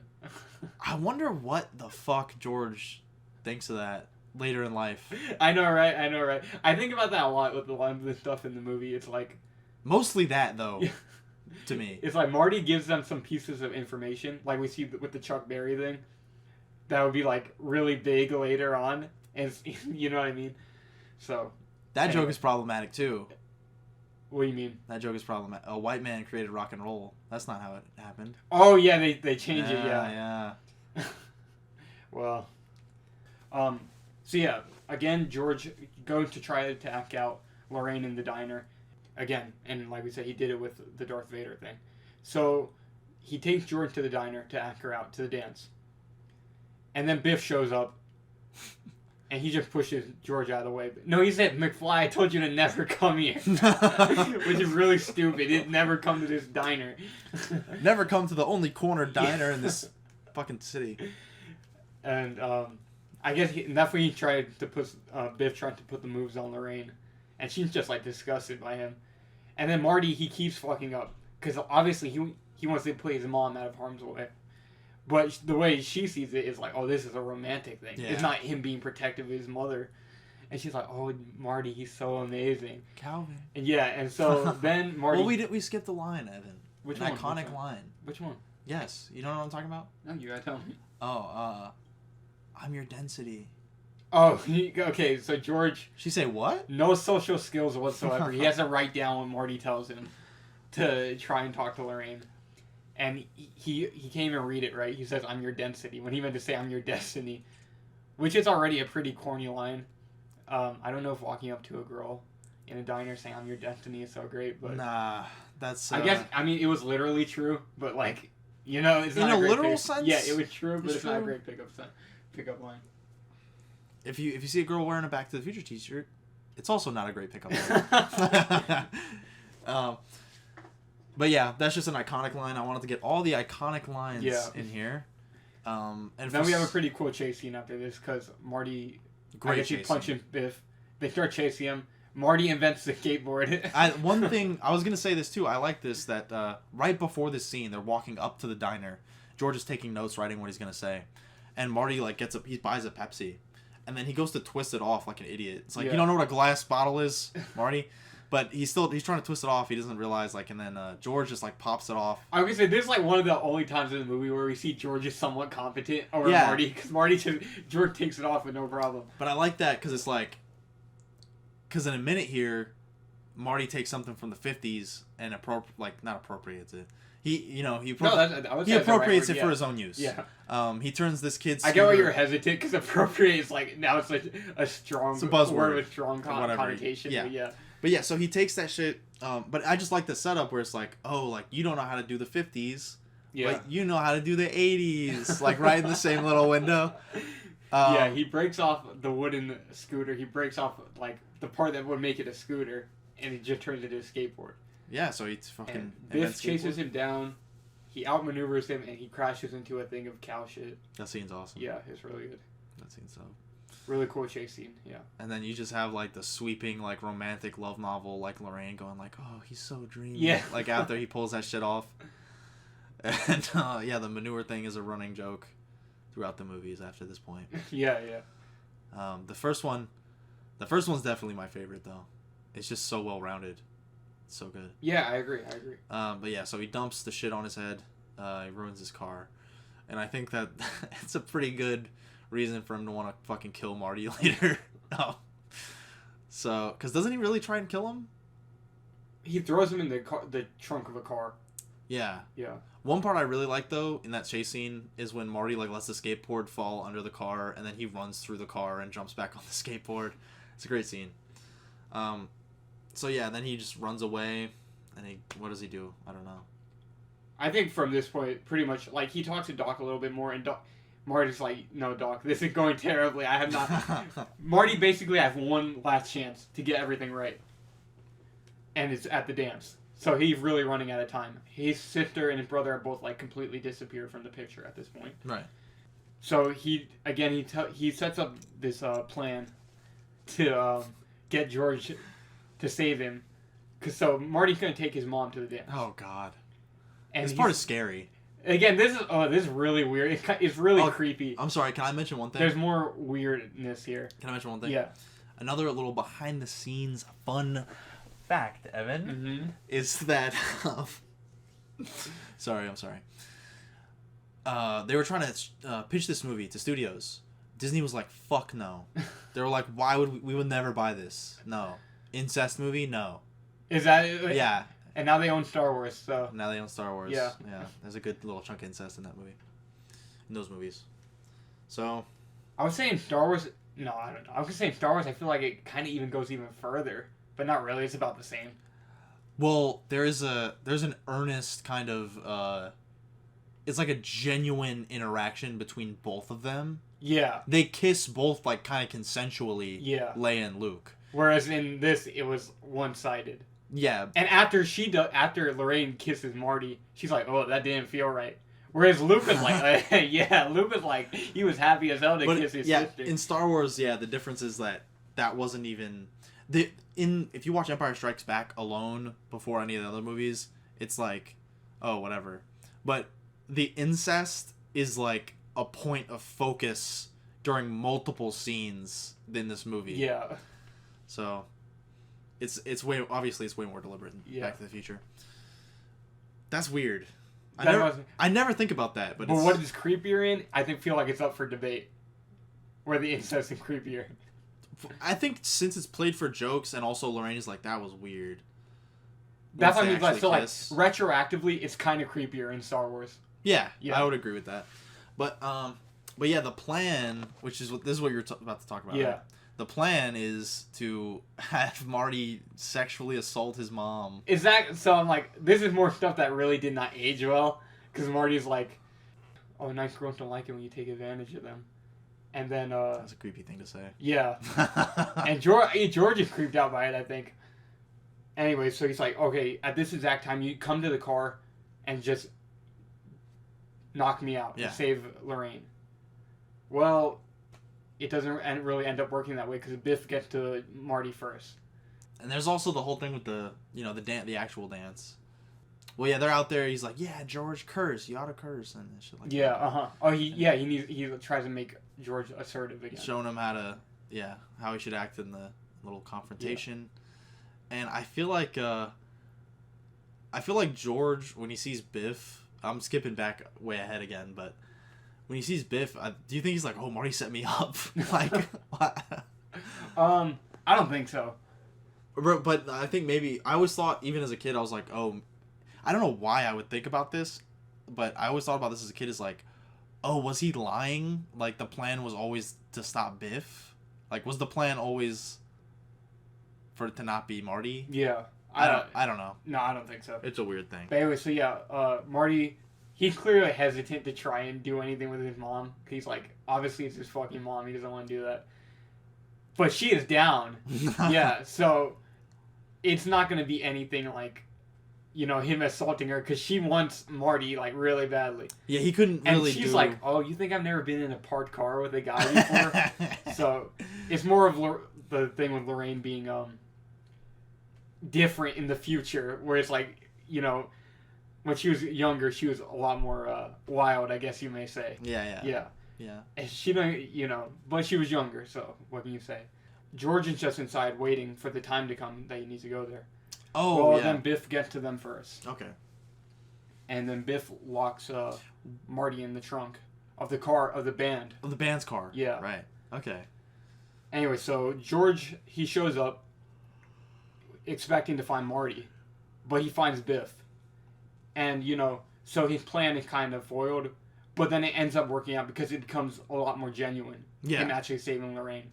Because Biff genuinely, you know, she has no attraction to Biff at all. And Biff trying to, like, basically rape her. Biff was genuinely going to assault her, yeah. Uh-huh. Because there's even a part with her legs in the air and shit, and she's, like, squirming around. And so George shows up. And this is, like, you know, at the time, this was a PG movie. Like I said, the 80s were wild. It's a pretty blatant depiction of, like, a rape. Yeah, So, I mean, of course it doesn't happen, but... And then she sees George, and she said, George, help me, please. Yeah. And George, he at first he felt, like, really scared. But then I guess he remembers what Marty told him. And he, like, says it with Jamie. He's like, you know, he's like, Biff, get your damn dirty hands off her. And he knocks the fuck out of Biff. Good scene. Yeah, it's a really good scene. And that's when George, he goes from a loser to a Chad. He goes from zero to hero. He goes from zero to hero. And Lorraine, him and Lorraine fall in love with each other. They go inside, but there's another problem. The guitarist, he can't play guitar because he fucked his hand up trying to get Marty out of the trunk. Yeah, he tries to jimmy open the car and it works, but he fucking slices his hand open. Uh-huh. The keys are in here. Yeah. So Marty has to play guitar. Yeah. And yeah. Mm-hmm. Earth Angel, Earth Angel. Earth Angel, yeah. Will you be mine? There's not really too much. I feel like the scene is almost unnecessary. What part? The part with Marty playing guitar. They just redo the part where George stands up for himself. Because someone else tried to dance with Lorraine, and Marty's like, oh, maybe I won't make it. Maybe. And it's just the same thing over again where... That's true. Yeah. They were really... It's a little bit unnecessary. They were like, we really want to do the fucking cheap green screen hand effect. Yeah, that was it. Where Marty started disappearing. That's maybe the worst effect in the movie. Yeah, because this is like... It was unnecessary because here Marty doesn't intervene or help whatsoever.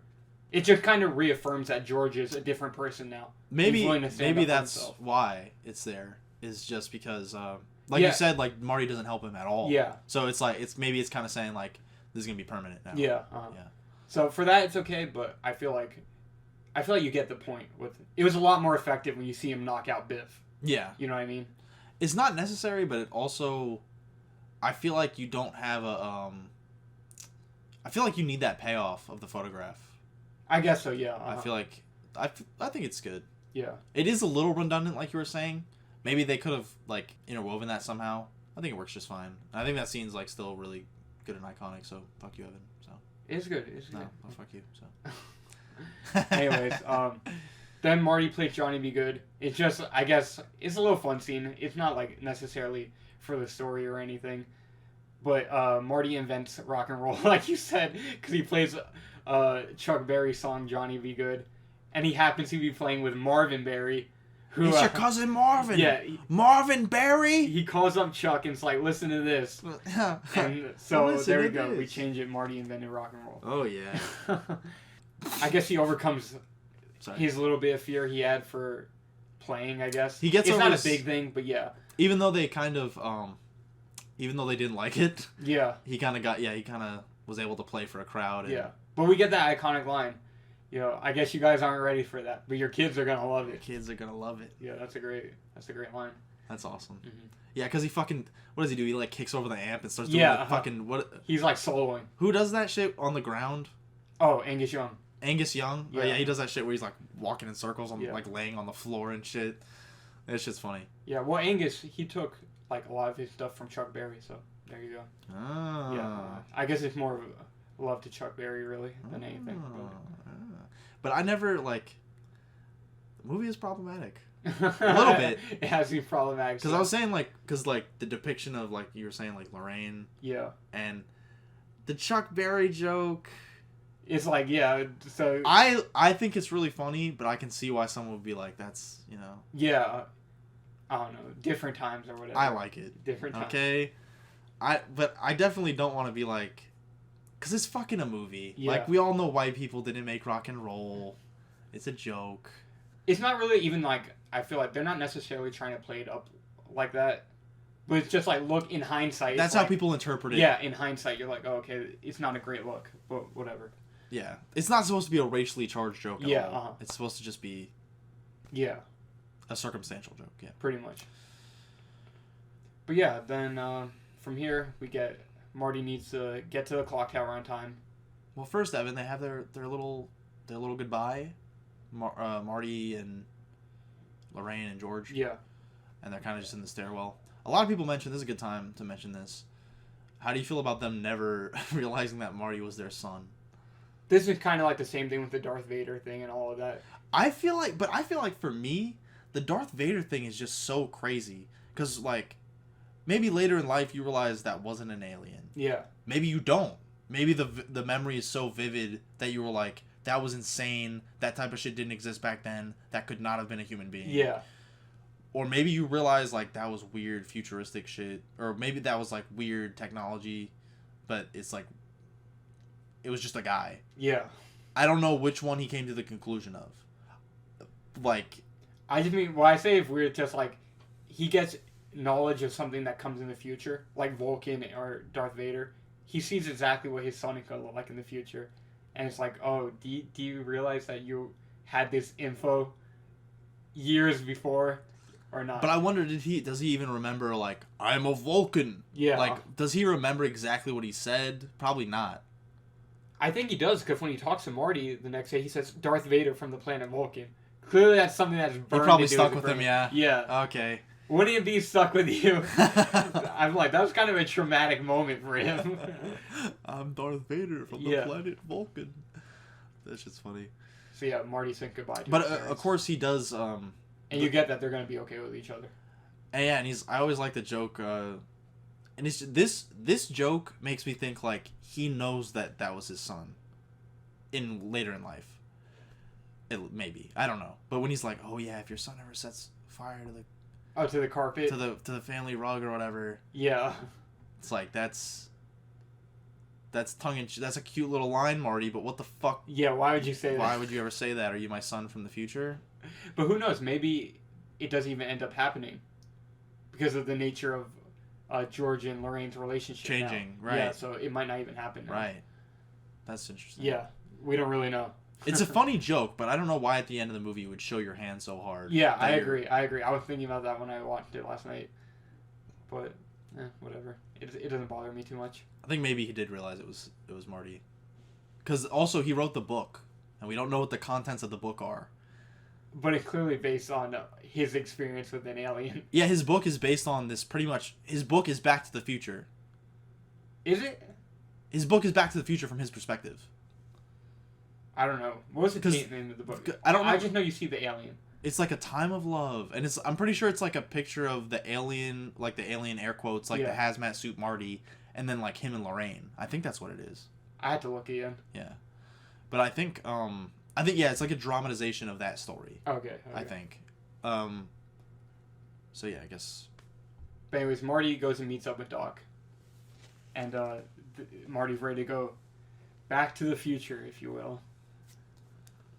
So yeah, that was really the climax. Yeah. But then we have the final conflict is that he needs to get back. Another thing.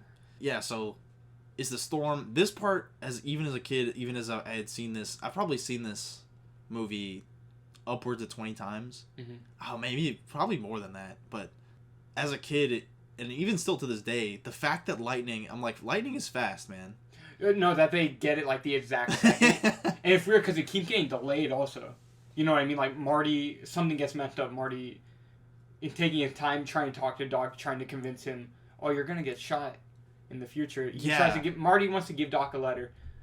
That's like, I guess, the final relationship. After he leaves, he writes the letter. Yeah, After he leaves the dance, he writes the letter for Doc to warn him about the Libyans shooting him all across the chest. Yeah. Yeah. He said don't open until 1985. Yeah. So yeah, he writes that and he gives it to Doc, but Doc rips up the letter. Yeah, he's like, why would you mess with the he time? doesn't. Don't tell me anything about the future, basically, because you could possibly mess up the time flow again. Yeah. And then Marty's like, no, I had to tell you, like, what could happen, because he loves. It's really sweet, honestly. Like, you see that Marty like has a lot of genuine love for Doc. Yeah. Doc's like, no, you can't tell me whatever's gonna happen. We don't know. I think the implication is maybe that Marty is just kind of his little lab assistant kind of thing. Sometimes. We don't know how they met or anything, or really. That's what I was gonna say. We have no clue about the nature of their relationship. Yeah, really. I think it's just like a lab assistant, pretty much. I think Bob Gale said once, he was like, "Oh yeah, they were just neighbors." Okay, so something like that. Yeah. At some point, they were just neighbors. Yeah, I feel like maybe Marty took care of Einstein a few times or something like that. Yeah, and then he just because isn't that why he was showing up to like feed Einstein? Yeah. Or check up on him. Check Einstein on was gone. Yeah. Yeah, but I like how they don't. It's like, oh, the origins of Marty and fuck all that. But yeah, so but like you were saying though, their relationship is really sweet. It's great. Yeah. So yeah, the letter, he tears up the letter. He's like, why would you ever do this to me? And then, but also in a greater sense, what we were talking about is like, there's all this dramatic shit happening when they're trying to get Marty back to the future, because he's trying to give Doc the letter. He won't take the letter. The car won't start. The fucking cords fall down off the clock tower that they're trying to harness the lightning from. There's all the shit's happening at once. And then, like we were saying too, lightning is fast. Yeah. And the fact that you have to hit a wire going 88 miles an hour the second it's struck by electricity. As a kid, like, I completely understood. You can suspend your disbelief enough. I could in the sense that I can enjoy the movie. Yeah. But I couldn't in the sense that I was deeply, like, I was like, this shouldn't work. Okay, yeah, I would think that while I was watching it now. It didn't bother me really as a kid, but when I watched it now, I was like, this is, like, crazy. Exact second timing. I guess maybe you can make the argument that, like, if the lightning strikes it, it might be shocked for a little bit. You know what I mean? So you have some margin of error. Yeah. No, I think... But they get it, like, the exact second. Yeah, yeah. Which is weird, considering all the delays. And at least also you get the set, like, it lingers in the cord a little bit, and also you're, like, the thing on the car that's catching the cord to get the lightning, it's like pulling the cord so it stays on there for a second. So you could even if they're a little bit late, he could keep driving forward. Or, you know or if they're a little early. Yeah. Yeah. Oh, that's what I meant. That's what I meant to say. If they're a bit early, he'd keep driving forward for a little bit, and then... And it'll still hit the car, yeah. But no, they get it the exact... pretty much, like, right the exact second. But it's whatever. I get, Doc's a genius, whatever. Yeah, So. It's just a lot of crazy... I don't feel like we had to linger on that part too much. Well, I just wanted to bring it up because it was always something that, like, it added a lot to the suspense for me as a kid, because I understood, like... Oh, yeah. Yeah, I agree. I just mean all the drama in this scene. You get it, yeah. Really good, but we don't have to, like, talk about it too much. It's pretty straightforward. Well, we got through it anyway. Yeah. I think that's pretty much it. But yeah, great. I actually never noticed how much drama there was in that scene. There's a lot of shit. Because it's shit on top of shit on both of their ends. Yeah. A lot of shit going on. Really, so Marty has that internal conflict with wanting to tell Doc, like, oh, you're going to die. The car not starting. All that. Anyways, Marty goes back. He's back where he last was, if what I mean, before he went to the past. Or he winded it back 10 minutes early. Oh, yeah. Yeah. And so he's... So he could save Doc. The theater he was in front of is a porno theater now. And then he starts he has to hide the DeLorean again, I think. It won't run. Yeah, it won't. So he has to run to actually get there. Can I add another little Easter egg here, Evan? Yes, of course. This one is pretty deep. Mm-hmm. So he runs past a homeless man. Yeah. And he says, he's like, oh, how you doing, Red? Or some shit like that, right? So the mayor, not Goldie Wilson, but the other mayor, the former mayor. Yeah, from the past. Is named Red Thomas. Oh, that's the mayor. But the mayor's homeless now? Now, everyone thought that. Not everyone, but that was like, oh, that's the Easter egg. Not true. Okay. Marty ad-libbed red because he had red hair. Oh. It's So almost funnier if there was in there, though. it would be way funnier. Yeah. No, but it was a complete coincidence. Oh, okay. And there's also another... I wish you didn't tell me that. I would have liked it if it was. I should have left it before. I shouldn't have continued. I always thought that was interesting, though. Yeah. And there's also another little thing. This is also a non-Easter egg, right? So when Doc is setting up the connection, like the thing for 1955, there's a guy in a hat and like walking with a bicycle, which is what Doc is doing in Back to the Future 2 when he meets his younger self, but completely unintentional. Oh, that's cool though. But because you know the part in Back to the Future 2 where they go back to the first movie? Yeah, like Doc in that scene, he meets his younger self again. Yeah. But yeah, unintentional Easter egg, just like the Red Thomas thing. Kind of weird that those two happened in the course of like 5 minutes. Yeah. So yeah, I just wanted to tell you those cool facts. I agree. Okay, so yeah, he runs down to Lone Pine Mall, classic Lone Pine Mall as it always was. And there's something like I said earlier that went over my head. I didn't even notice it. That's what you get when you watch it 20 times, right? And you watch like 100 top 10 Back to the Future facts videos. So yeah, he goes, tries to save Doc. He's too late.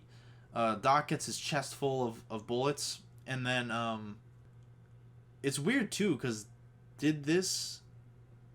no, I guess not. I was gonna say, did this Doc Brown live in a timeline where there was never a Marty? But I guess not. No, because Marty's there.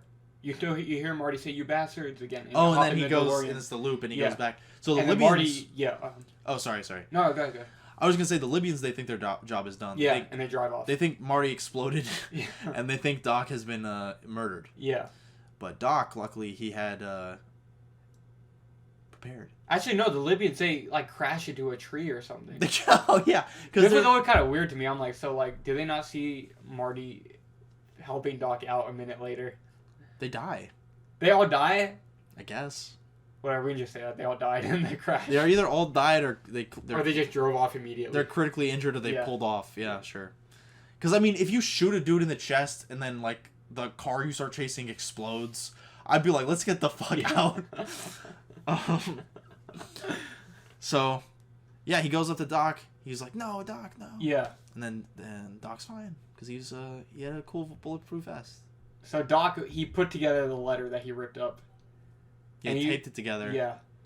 And he says, what does he say?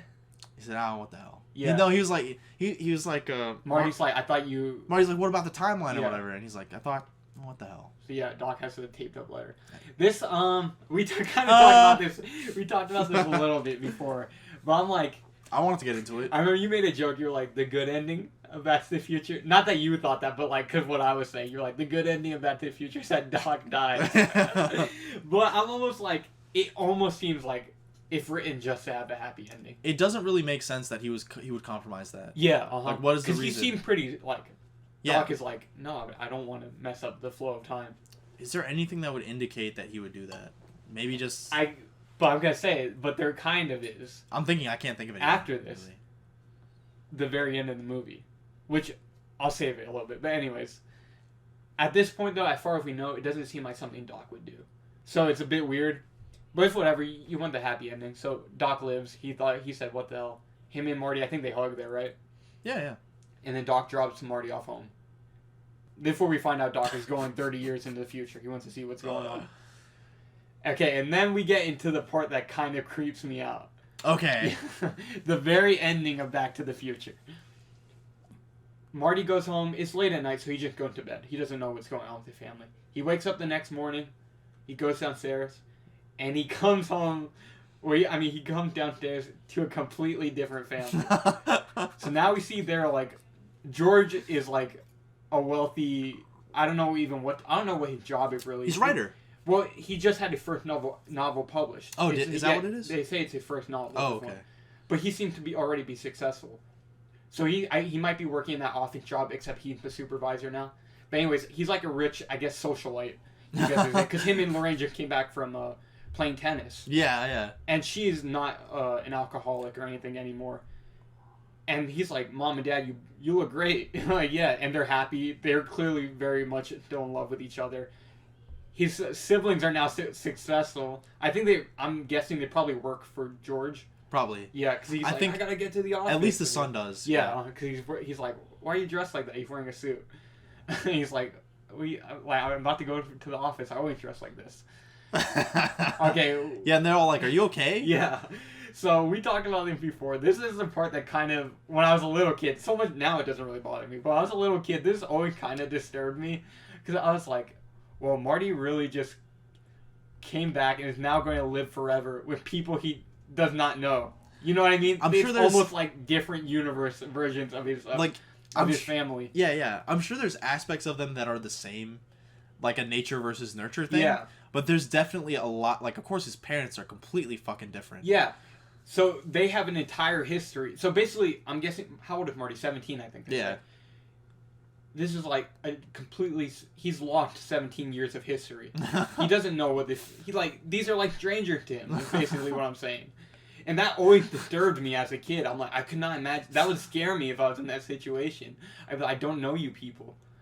It is weird, because the payoff, kind of the big reward for the movie, is that his whole family is better. Yeah, And it's like, see, when I'm older, now I can look at it in that aspect, and where it's supposed to be like, it's good writing or whatever. Well, it's like, of course, it's a good payoff, but there's always the sense, like you're saying, like I always got that feeling too, where it's like these aren't really the same. It's like you were saying, like, to bring it back earlier. This is what we were talking about Einstein. Yeah, is like, but Einstein, of course, I don't really get that because he was gone for 1 minute. Yeah, but for this, I completely understand what you mean, because, like you were saying, I think there's definitely always going to still be like, oh, we still went to the circus that one time, or we still did this, like, we still used to do this as kids together.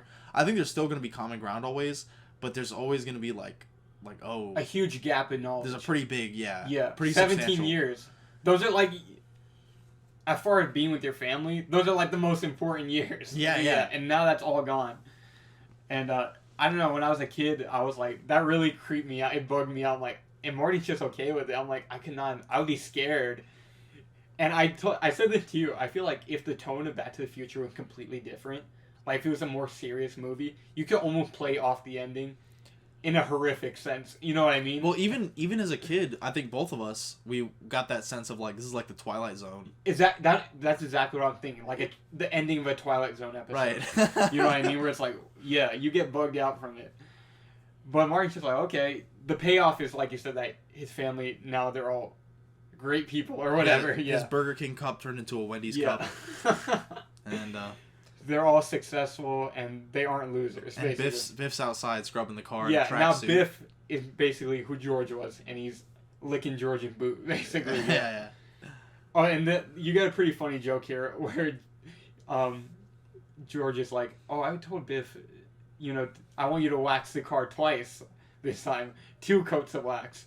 And George comes out, he's like, Biff, do it twice.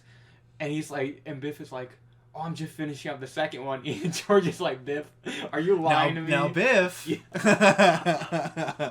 That's funny. But I'm okay with it because I'm like, fuck, Biff has been an asshole. George deserves this because Biff was an asshole to him his entire life. So, yeah, that's just funny. Yeah, it's funny, yeah. And it's really funny seeing, of course, I forget his name. It's really funny seeing him act like a subservient, like, the actor? Yeah, it is funny. Biff actor. Oh, yeah, and when he walks up to Marty, he's like, Marty, here's a key to your car. I just waxed your car, too. And so this another joke come full circle is that Marty now has the truck he wanted. Oh, yeah. In the garage. Yeah, he gets the truck. Yeah. And it's actually really funny to me, too. I'm sorry to talk about Biff for this little scene for so long, but I think it's really funny how Biff is like, I don't know if the implication is that he's like acting or if he's actually excited about the book. He's like, "Oh, your book came in." That's funny as fuck. I felt like it was acting because, like I said, I feel like he's like George. He's just sucking up. Yeah. Yeah. So we kind of skipped over that, even though we talked about it earlier. George has his first novel published. And also that's thanks to what happened to him with Marty, but it's also thanks to Marty motivating him to go share your writing. Yeah, in this movie, it's really like a kid raising his dad. That's that's pretty much the movie. Yeah. I know, it's funny, I didn't really think about it. We talked about this again earlier. I never thought about the movie like that, but really the core focus of this movie is Marty and George. Yeah. Which is, just in general, I never thought about the movie like that, but that's kind of the focus. Because you think of Marty and Doc, you think of the DeLorean, you think of Biff. But after you told me that thing about Robert Zemeckis, it makes a lot of sense. Yeah, it or does. Either Robert Zemeckis or Bob Gale, Whoever's story it was, yeah. Yeah, that makes a lot of sense. So yeah, Marty gets the truck, which another payoff, and then his girlfriend comes and I don't think anything's changed that far in their relationship. Oh, it seems to be well, exactly the same. you do have the we were like, oh, the mom becomes more sex positive. Oh yeah. because She's of like, the oh, I always liked her. Yeah. She's like, oh, yeah, and then the sister's like, oh, she called for you, and the mom, of course, doesn't say anything because she's more accepting of women, and women's rights. So you know what? It is a feminist movie. There you go. She's like, yeah, I always liked Jennifer, but I just mean between Marty and Jennifer, it doesn't seem like really anything changed. Nah. She's like, Marty's like, I haven't seen you forever, and for her, it's only been like 24 hours or whatever, and she's like, what are you talking about? Yeah, everyone's like, dude, are you okay? Yeah. Like his girlfriend, the parents, and everything. Everyone's like, what the fuck is wrong with you? And then Doc reappears. Oh yeah. Now this is where I'm talking about, like, oh, maybe you can see Doc actually was okay with messing with the timeline. Because he's like, Marty, you need to come with me to the future. And he's like, and I think they kind of try to hide it from Jennifer. He's like, but he's like, Doc's like, no, it's okay. She needs to come with too. Oh yeah, this. And Marty's like, what happened? Are we assholes in the future or something? He's like, no, it's your kids, Marty. Your kids. We need to help. I forgot what he said. He said something funny. He's like, your kids are like fucked up, basically. We need to go help. He's your like, kids. your kids, Marty. Something has to be done about your Yeah, kids. that's what he said. Something needs to be done about your kids. So yeah, in that sense, I guess maybe Doc is okay with messing with time, because Doc wants to bring them to the future to change what's going on with fun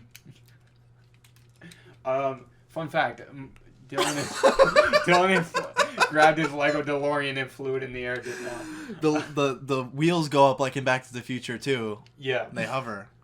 Sorry. Yeah, my point though is that Doc, I guess he is okay with messing with the timeline, because he wants to bring them to the future to change what's going on with their kids.